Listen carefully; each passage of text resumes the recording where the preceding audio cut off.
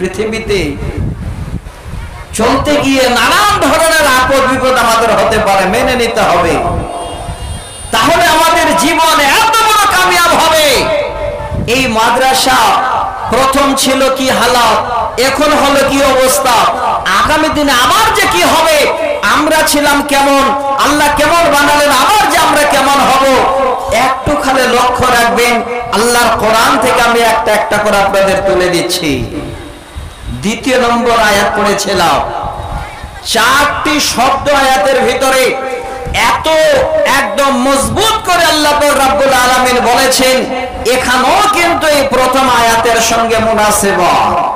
আল্লাহ কি বুঝাতে যাচ্ছেন? আল্লাহ পাক বলেন, আল্লাযীনা ইযা যুকিরাল্লাহু ওয়াজিলাত কুলুবুহুম, যে সমস্ত লোকেরা আমার এই কোরআনের যখন তারা আলোচনা শোনে বা আমার কোরআন শোনে, আমার কোরআন তেলাওয়াত করে, তখন তাদের জীবন আত্মা যেন ভয়ে ভীত হয়ে যায়। জীবনের ভিতরে এই রকমের একটা যেন ডর আসে, আল্লাহ তোমার কোরআনে কোরআনে কবরের কথা আছে, তোমার কোরআনে হাসরের কথা আছে, তোমার কোরআনে আল্লাহ কিয়ামতের দিবসে বড় দিন একটা হবে, সেই দিনের কথা আছে। এই রকমের যারা আল্লাহর কোরআন শোনার পরে তাদের জীবন আত্মাটাকে ভয় ভীত করে নিতে পারে, 1 নম্বর পয়েন্ট। 2 নম্বর হলো ওয়াসসাবিরিনা আলা মা আসাবাহুম। আল্লাহ বলেন, বান্দা আমার জমিনে চলতে গিয়ে হঠাৎ করে তোমার বাইক অ্যাক্সিডেন্ট হয়ে গেল, তোমার একটা পা নষ্ট হয়ে গেল, আমার জমিনে চলতে গিয়ে তোমার 2 সন্তান আমি দিয়েছিলাম, হঠাৎ একটা সন্তান মারা গেল, আমি আমার জমিনে তোমার সমস্ত রুজিকে কেড়ে নিলাম, আমি আল্লাহ তোমাকে দুঃখের ঝোলা যেন ধরিয়ে দিলাম। আল্লাহ বলেন, বান্দা ওয়াসসাবিরিনা আলা মা আসাবাহুম, ওই মুসিবতের সময়, ওই দুর্ঘটনার সময়, ওই দুর্যোগের সময় বান্দা যদি তুই ধৈর্য ধরে নিতে পারিস, সবুর করে নিতে পারিস, নিজের অন্তরটাকে তুই বন্ধ করে রাখতে পারিস, আমার কাছে সবে দিতে পারিস, আল্লাহ বলেন, বান্দা শোন শোন, আমি আল্লাহ যেন তোর পাশে সদা সর্বদা আছে। 3 নম্বরে বলেন, ওয়াল মুকিমিস সালাতি ওয়া মিম্মা রাযাকনাহুম ইনফিকুন। 3 নম্বর হলো আল্লাহ বলেন, বান্দারে আমি আমার জমিনটাকে বিছানা বানিয়ে দিয়েছি, আমার জমিনে তোমাকে চলার রাস্তা দিয়ে দিয়েছি, আমার জমিনে আমি তোমার জন্য অক্সিজেনের ব্যবস্থা করে দিয়েছি। হে বান্দা, ওয়াল মুকিমিস সালাতি, যখন এই সালাতের টাইম হয়ে যাবে, মুয়াজ্জিন যখন গভীর রাত্রি বেলায় হাইয়া আলাস সালাহ বলে আওয়াজ দেবে, ওরে বান্দা তাড়াতাড়ি করে এবার তুমি আমার ঘরে ছুটে এসো, তুমি সালাত আদায় করো।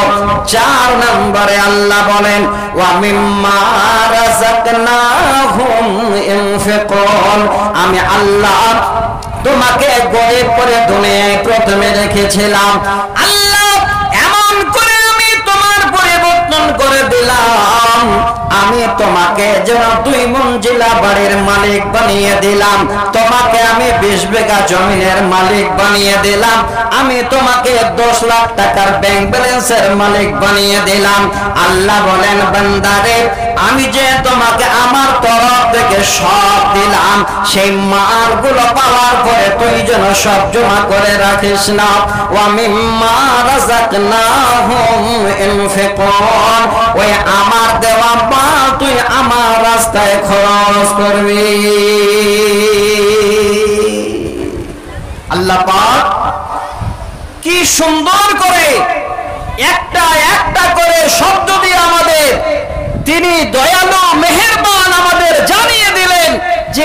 সমস্ত কিছু যদি তোমরা করো, আমাকে আল্লাহ সদা সর্বদা তোমরা পাশে পাবে। আল্লাহ নিজেই বলছে।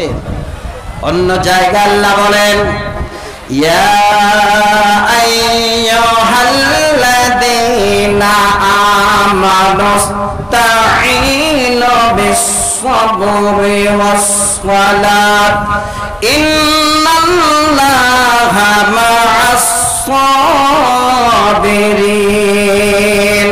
আল্লাহ বলেন, যারা আমাকে আল্লাহ বলে স্বীকার করেছো, তোমরা সালাত এবং সবরের মাধ্যমে আমাকে চাও, আমার কাছে চাও, নিশ্চয় আমি আল্লাহ সদা সর্বদা তোমাদের পাশে আছি। তাহলে এই দুটো জিনিস এত বড় দামি, আমি যেটা দামি সম্পদের কথা আপনাদের তুলে দিতে যাচ্ছি, আমাদের জীবনে চলতে গিয়ে বিপদ হবে, আমাদের জীবনে চলতে গিয়ে আমাদের জন্য শরীর ফেটে যাবে, আমাদের জীবনে চলতে গিয়ে যেন পকেটে টাকা থাকবে না, আমাদের জীবনে চলতে গিয়ে মাথায় যেন বাড়ি পড়ে যাবে। আল্লাহ পাক বলেন, বান্দা যদি একবার মাথা পেতে মেনে নিতে পারিস, আমি আল্লাহ ইহকাল এবং পরকাল তোমার মঙ্গলময় করব। বিপদ আসবে, বিশাল বড় বড় বিপদ, শুধু মেনে নিতে হবে। এবার আপনারা বলবেন, মাওলানা আমরা কমজোর মানুষ, আমাদের কাছে শুধু বিপদ। হাদিসটা পড়েছিলাম, হাদিসটাকে এবার একটু ফলো করুন, শরীরের রঙগুলো শিউরে যাবে। আজকে আপনারা বলবেন যে আমার সন্তান অ্যাক্সিডেন্ট হয়ে মারা গেল, আমার এত বড় বিপদ, আমি এত সাদকা করি, তারপর আমার উপরে এত বড় ডায়াবেটিস, এত সুগার আমার বেড়ে গেল, এটা আল্লাহর পরীক্ষা মাত্র। হাদিস শুনেন, নবীজি বলেন, আশাদ্দুন নাসি বালাআন আল আম্বিয়া, পৃথিবীর বুকে সব থেকে বড় বড় বিপদ, সব থেকে বড় বড় মুসিবত যাদের কাছে এসেছে, তিনারা আমাদের মতো কমজোর ইমানের লোক ছিলেন না। তিনারা কারা? আল্লাহর নবী বলছেন, আশাদ্দুন নাসি বালাআন আল আম্বিয়া, পৃথিবীর বুকে যত আম্বিয়া এসেছিলেন, যত নবী এসেছিলেন, সব থেকে বড় বড় বিপদ, বড় বড় বালা মুসিবত যেন আল্লাহ নবীদের উপরে দিয়েছিলেন। সব থেকে বিপদ, সব থেকে কষ্ট, সব থেকে আঘাত নবীদের উপরে। আপনারা নিশ্চয়ই এখানে জ্ঞানী লোক বসে আছে।